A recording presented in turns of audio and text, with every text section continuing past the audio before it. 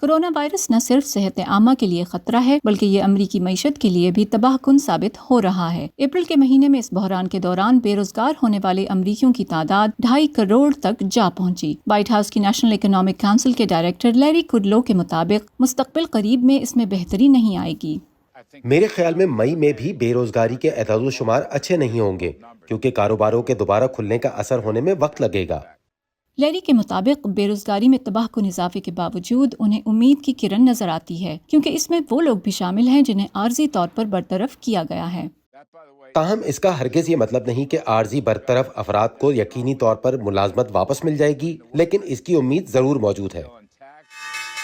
بے روزگاری کی شرح میں اضافے کے باوجود امریکی اسٹاک ایکسچینج میں تیزی کا رجحان دیکھا گیا۔ سرمایہ کاری کی ماہر لز سانڈرز کے مطابق اس کی ایک وجہ حکومت کا مالیاتی پیکج بھی ہے۔ اور دوسری وجہ شاید مارکیٹ کا یہ مفروضہ بھی ہے کہ کورونا کے لیے بدترین مہینہ اپریل کا تھا، جس کے بعد اس میں کمی ہوگی۔ اس میں کچھ رسک بھی ہیں، جیسے وائرس کا زیادہ طاقت کے ساتھ دوسری بار حملہ۔ کورونا کے صحت کے لیے خطرات کے باوجود شٹ ڈاؤن کے احکامات کے خلاف مظاہرے کیے گئے۔ کئی ریاستیں بتدریج کھولی جا رہی ہیں اور لیری کڈلو کو اسی کے باعث سال کا اختتام امریکی معیشت کے لیے مثبت ہونے کی امید ہے۔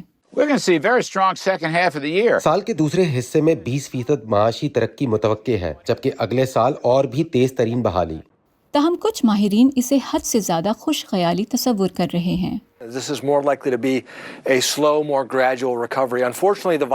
بہت ممکن ہے کہ یہ بحالی سست روی سے ہوگی۔ بدقسمتی سے وائرس پھیل رہا ہے اور لوگ مر رہے ہیں۔ دنیا پر نظر دوڑائے تو واضح ہے کہ شٹ ڈاؤن میں نرمی سے وائرس مزید پھیلا۔ زیادہ دیر تک یہ صورتحال رہی تو معیشت کی بحالی میں 2 سال تک لگ سکتے ہیں۔ ایسے میں کانگریس کو بے روزگار افراد کی امداد جاری رکھنی ہوگی۔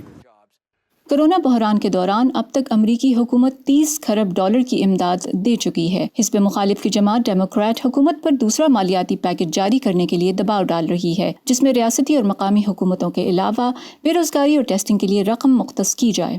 تاہم ریپبلکنز اس پر محتاط رویہ اختیار کیے ہوئے ہیں۔ کچھ لوگ تھوڑا انتظار کر کے پہلے امدادی پیکج کی معیشت پر اثرات دیکھنا چاہیں گے۔